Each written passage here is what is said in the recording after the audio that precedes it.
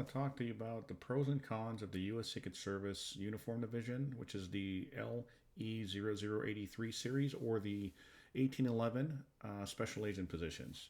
So let's get right to it. So I want to talk with you and give you an overview of the U.S. Secret Service positions and to give you some pros and cons to compare which ones would be the most advantageous to you if you're interested in applying to do either one of those positions. So based on the spreadsheet that I put together here, I'm going to go over a few things just to give you an idea of what to expect, the training, the compensation, and the type of requirements that would be needed in order to apply and achieve this particular job series.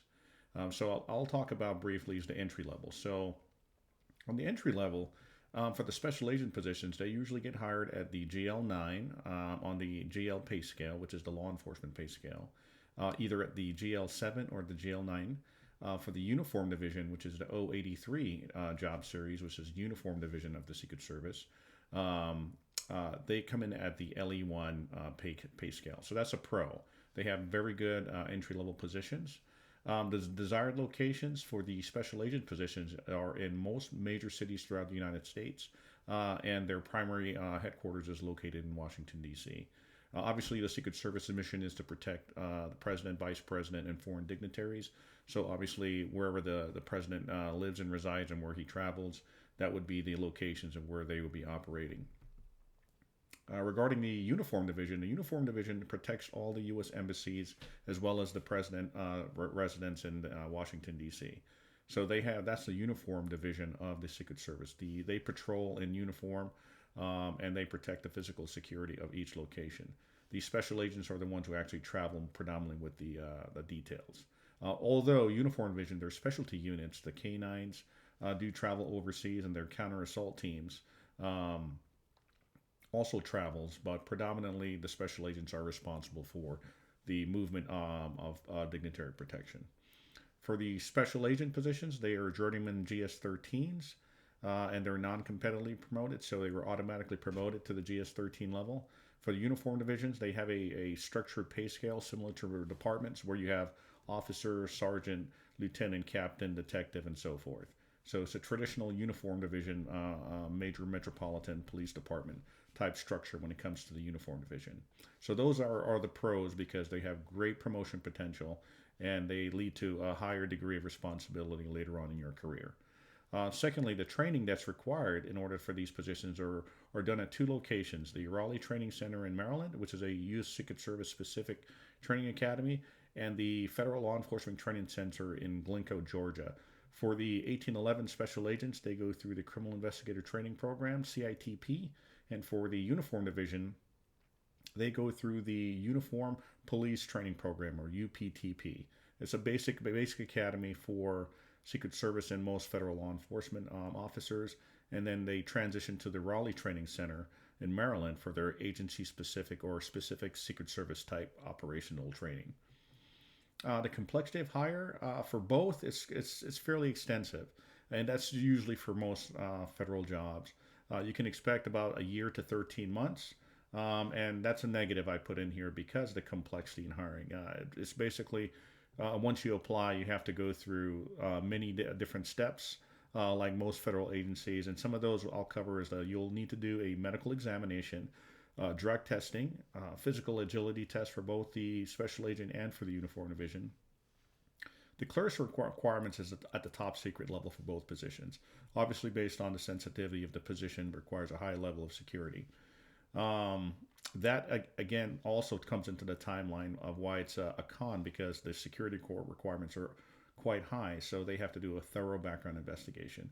There will be an interview board or oral board regarding to see whether or not you pass the board or meet the expectations, the job requirements, and what's expected of you after you complete training.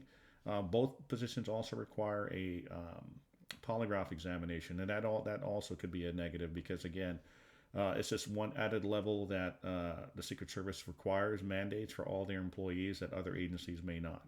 There's no language requirement for U.S. Secret Service either at the uniform division or on the uniform side. However, it's an added plus in case you do have a specific language that can assist on missions. You will be tasked for that based on that specialty.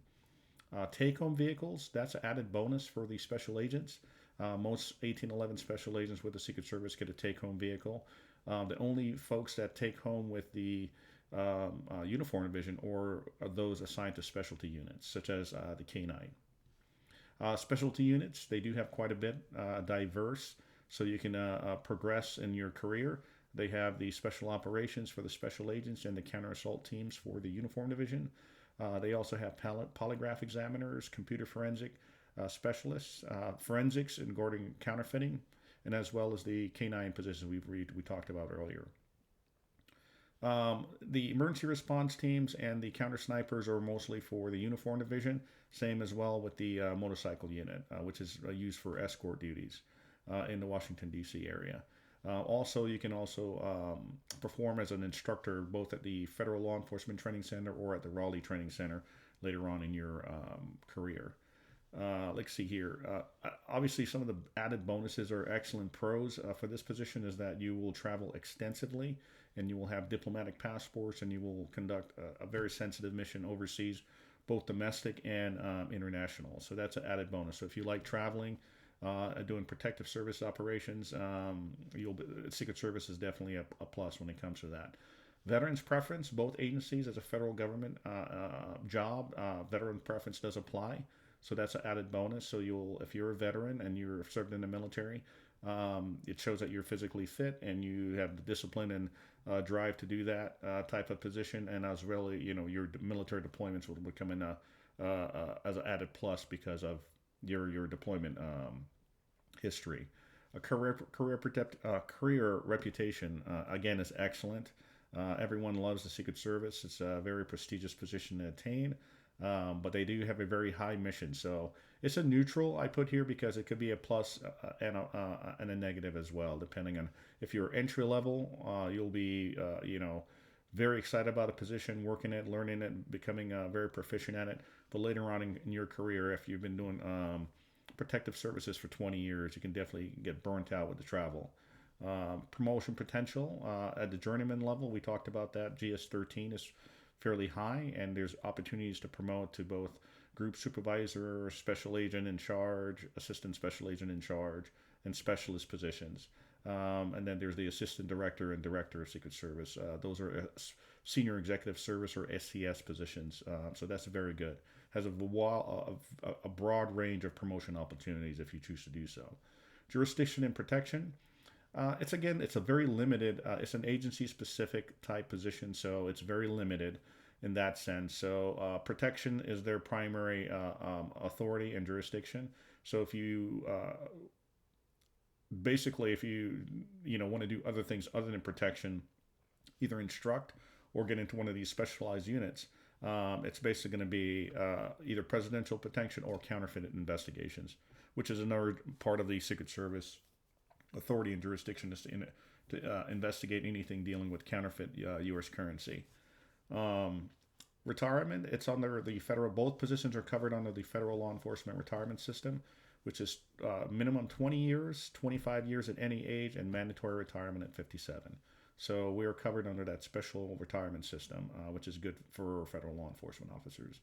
Lateral position, in order to transfer to other agencies, is very good because the basic courses for UPTP and CITP both transfer to all other federal agencies except the FBI and DEA, which have their own specialized academy, as well as the Postal Inspection Service. Those three agencies, they have their own agency-specific academy. Quantico and is for DEA and FBI, and the Postal Inspection Service is in Potomac, Maryland. Although they do take CITP as an equivalent, just bear in mind that it's a totally separate academy and it's agency specific.